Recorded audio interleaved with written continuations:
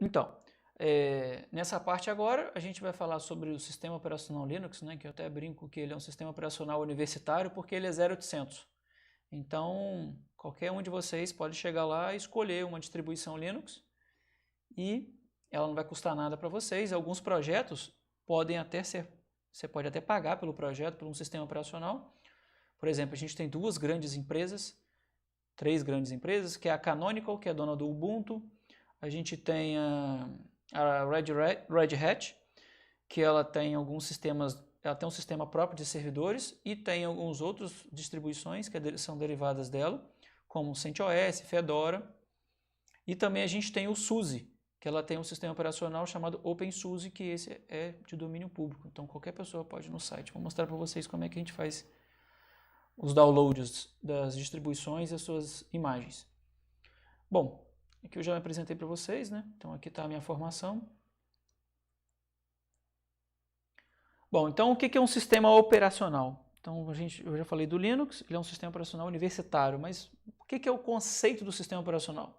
Então o sistema operacional ele é o conjunto de programas que gerenciam recursos, processadores, armazenamento, dispositivos de entrada, saída, dados da máquina e seus periféricos.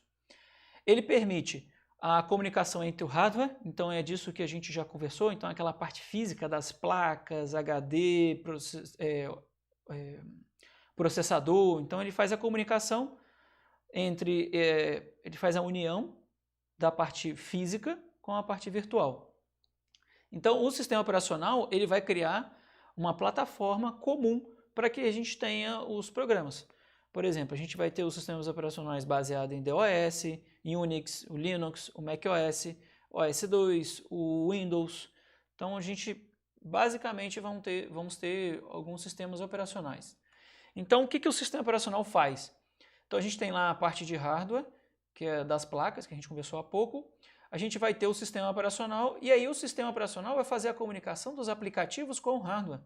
Então ele vai pegar, por exemplo, um Word, vai pegar um programa de estatística como o SAS, vai pegar um R, ele vai pegar essas aplicações e comunicar essas aplicações com a parte física. Então o sistema operacional vai fazer essa comunicação virtual com a comunicação física. Então a gente tem alguns sistemas operacionais conhecidos, então tem um símbolozinho lá do Mac. O Linux, basicamente, ele vai ter como símbolo um pinguim. O Windows você já conhece. O iOS a gente vai ter lá dos telefones, né, do iPhone. O Android tinha esse símbolozinho, mas ele vai mudando, né, esse símbolozinho, mas é o símbolozinho basicamente do Android. E a gente tem esse símbolo aqui de um outro sistema operacional que não é muito conhecido, mas que tem utilização muito em servidores. Bom, então basicamente vocês conhecem o sistema, aqui eu trouxe a última versão do Windows, né? Então é o Windows 10. Então essa é a cara do Windows 10, então a apresentação, como é que ele é. Então a gente tem aqui um menuzinho iniciar, temos o papel de parede, lá a parte de relógio, bateria. Então o sistema operacional tem a sua cara. Então o Windows, desde o, sei lá, bem antigamente, quando eu comecei a mexer em computador, era o Windows 3.11. Então depois a gente teve o Windows 95, 98, não lembro a ordem toda.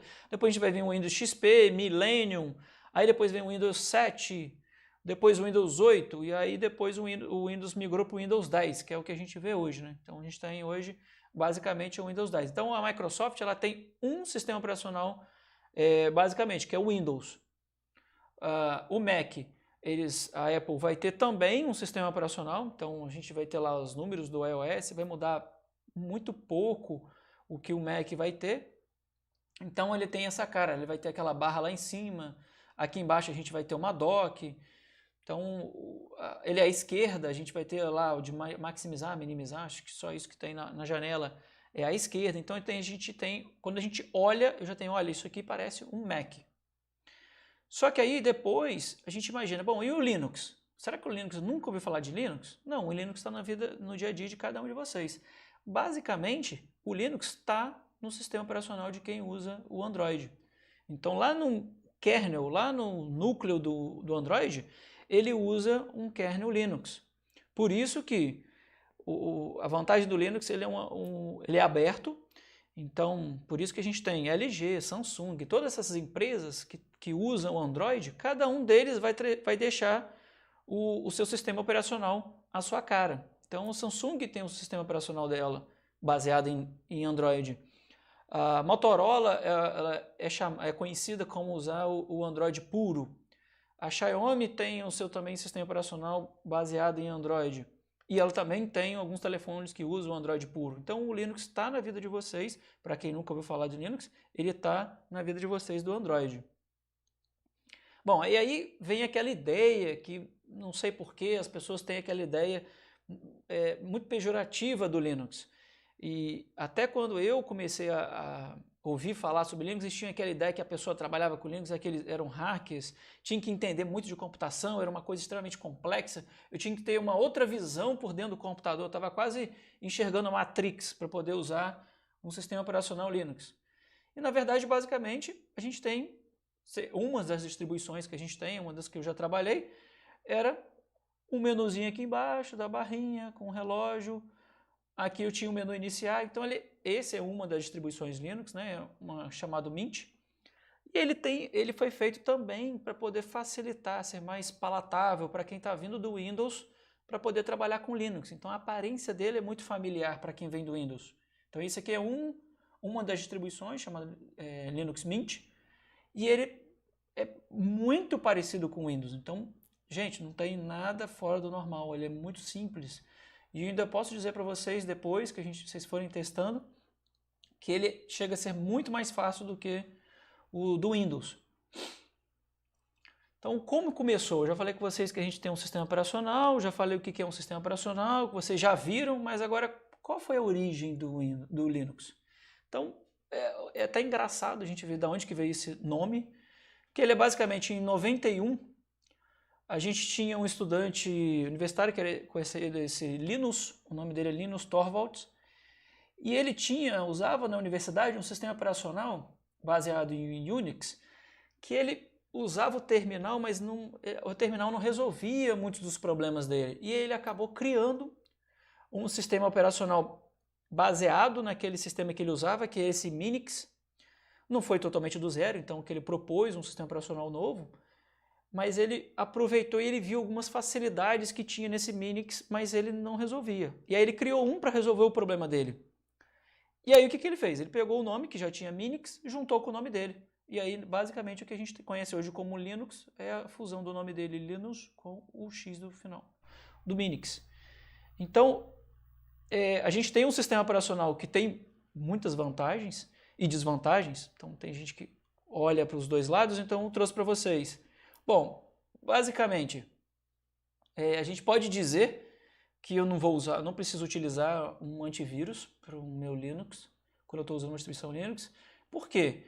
Porque o trabalho que as pessoas têm hoje, atualmente, para poder criar um vírus, para roubar informação, dados bancários e poder fazer qualquer coisa que vá atrapalhar a vida de vocês, 95% dos computadores domésticos, 90%, 95% do mundo, são Windows. Então, para que ele vai utilizar? A outra porcentagem, grande porcentagem, ele vai usar Mac. E o Linux? Linux é uma quantidade muito pequena ainda no mundo.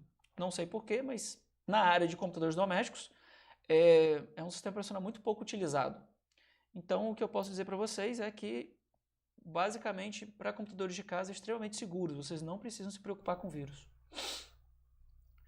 E outra, quando a gente está falando de servidores, então quem for para a área de informática, então a gente tem bioinformática, banco de dados, análise de dados, que é o que está muito em alta hoje, a gente tem Data Science e Big Data. Na área de servidores, a gente já vai inverter a porcentagem.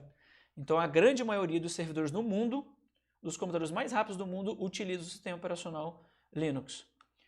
E outra vantagem é que é grátis. A gente não precisa comprar um computador e pagar por uma licença. Então, a licença do Linux, como ela é grátis, vocês podem instalar de maneira gratuita. Então, it's free.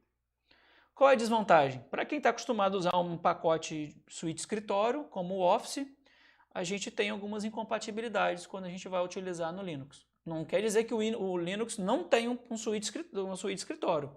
Não, a gente tem. Que é que eu vou falar depois.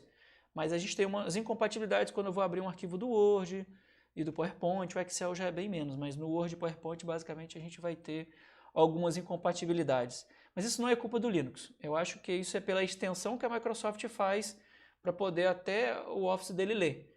Para quem já utilizou o Office Online, existe até uma incompatibilidade do Office Online com o próprio Office da Microsoft. Bom, e aí eu já falei com vocês que a gente tem o Mac, tem uma empresa e um sistema operacional. O Windows é uma empresa, um sistema operacional. E quando a gente vai para o mundo Linux, eu não só tenho uma distribuição Linux, eu tenho um kernel Linux, que é o que eu falei com vocês, que a gente tem, por exemplo, no Android.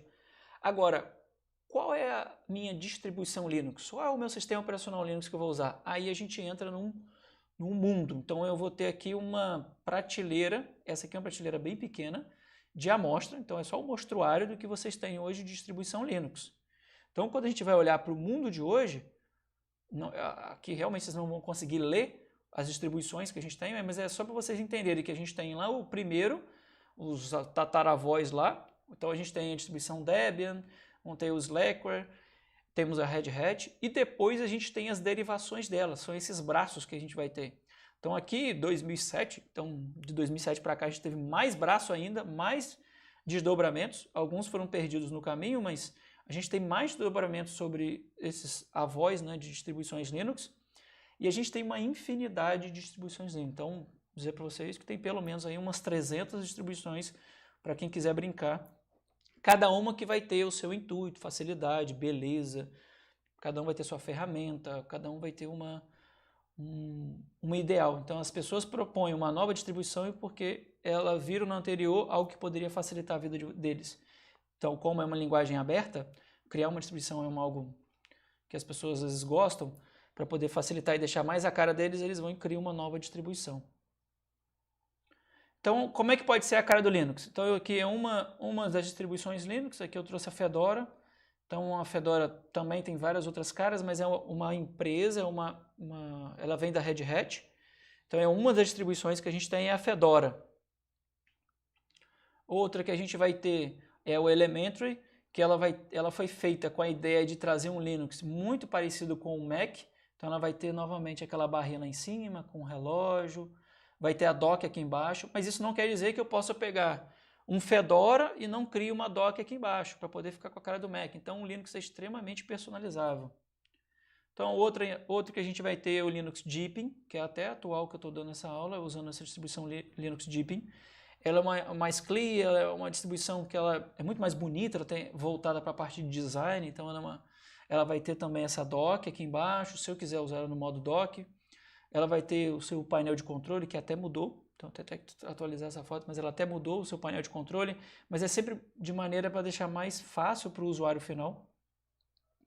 Então essa aqui é uma outra versão do Deep, eu posso deixar ele com outra cara, então ao invés de usar uma dock, eu posso usar ele na cara mais familiar com o Windows. Então vem aqui, deixa aquele menuzinho iniciar, aqui do lado eu deixo os meus atalhos, então eu posso deixar também ele mais familiar. E uma das outras vantagens do Linux é que toda distribuição Linux vai ter sua loja de aplicativos. Então é igualzinho vocês terem uma loja de aplicativos para quem usa Android ou iOS. Tem a sua loja que vocês vão lá na loja, escolhem um aplicativo, clicam no aplicativo, se você tiver obviamente conectado à internet, né? Vocês vão botar, eu quero instalar esse aplicativo. Vocês clicam, espera um pouquinho que o sistema operacional de vocês vai e faz o download. Então o Linux é basicamente assim. Então, cada loja vai ter sua variação, cada distribuição vai ter sua variação de loja. Então, por exemplo, essa aqui é de um baseado no Ubuntu. Essa loja já é a loja do Elementary, ela já tem uma cara mais palatável, mais legal. E a gente tem a loja que a gente conhece do Linux Deepin, que para mim, isso é na minha opinião, a atual loja mais palatável, mais familiar e mais fácil para a gente instalar um programa hoje é a loja de aplicativos do Deepin, então é muito parecido com o que a gente tem hoje da Play Store ou da Apple Store, que eu venho aqui, eu quero instalar o Mozilla Firefox, eu venho, clico, ele vai abrir, baixar e instalar, se eu tiver obviamente conectado à internet, eu clico, ele vai baixar, eu espero alguns segundos, dependendo da minha velocidade de internet, ele vai instalar o meu aplicativo e logo depois eu posso clicar e utilizar. Ele é diferente do Windows, o Windows tem uma loja de aplicativos? Tem, mas ainda é um pouco limitado. Eu acho do Linux melhor, mais fácil. E aí umas ferramentas que a gente ainda vai ver, eu vou mostrar para vocês, não na aula de hoje, vocês vão ver no decorrer do curso, que como eu falei para vocês, o Linux ele não tem o Microsoft Office, o Office ainda não é compatível com o Linux, eu não posso ir lá na loja da Microsoft e baixar uma versão de Linux.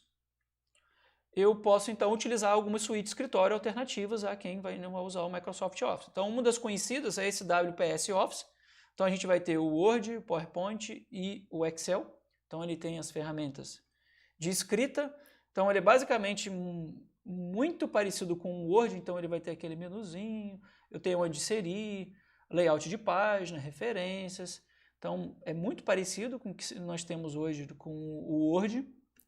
Na parte de PowerPoint também a gente vai ter a parte P, que é de apresentação, do WPS, muito parecido também com o PowerPoint, e de planilha também a gente vai ter esse S aqui das planilhas eletrônicas. Então é uma suíte de escritório, muito fácil de baixar do Linux, a gente vai lá no site, faz o download, executa e instala.